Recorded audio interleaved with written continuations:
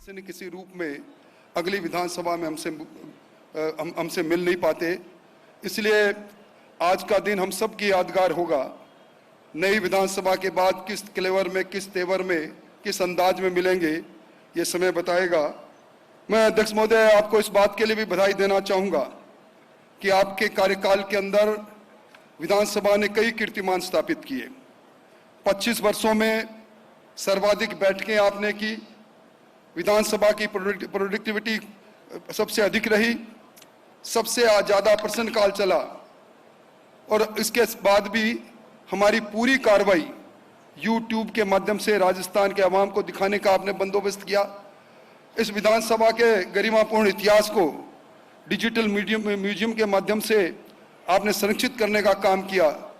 वहीं आपके नेतृत्व में सीपीएन एक नई पहचान पाई और कई देश के ख्यातिमान लोगों के हमें विचार सुनने का मौका मिला।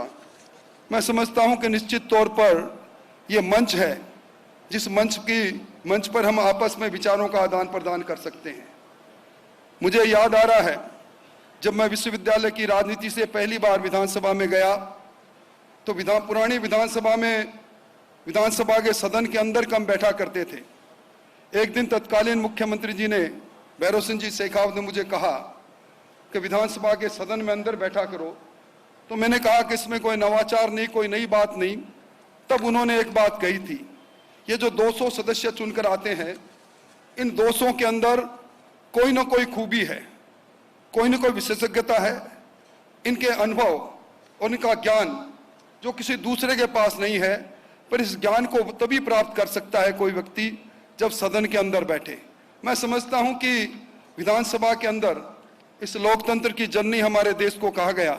इस लोकतंत्र की जननी के अंदर हम लोकतंत्र के प्रहरी के रूप में काम करते हैं और हम सब लोगों को अलग अलग समय में अलग अलग अनुभव भी होते हैं, परंतु हम उन अनुभवों को साझा नहीं करते। गहलोत साहब को मालूम होगा, पहले फाइनेंस कमीशन आया करता था, केंद्रीय फाइनेंस कमीशन हमारे टैक्सेस का डिवोल्यूशन किया करता था। उस समय पक्ष भी, सत्ता पक्ष भी, मुझे याद है भैरव सिंह जी शेखावत प्रतिपक्ष में हुआ करते थे।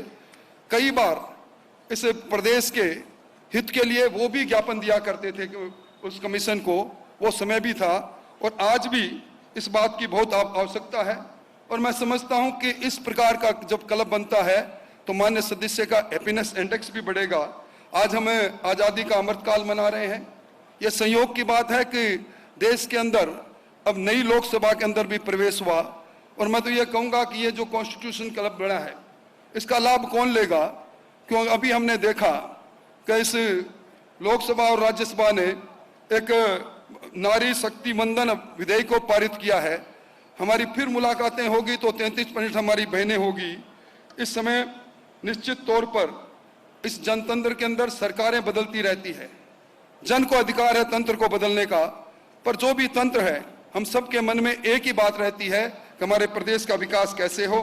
मैं इस अवसर पर मुख्यमंत्री जी आपको धन्यवाद देना चाहूँगा और संविधान, कॉन्स्टिट्यूशन और संवैधानिक संस्थाएं वैसे भी आपका पसंदीदा विषय रहा है, पर मैं ये जरूर कहूँगा कि अमृतकाल के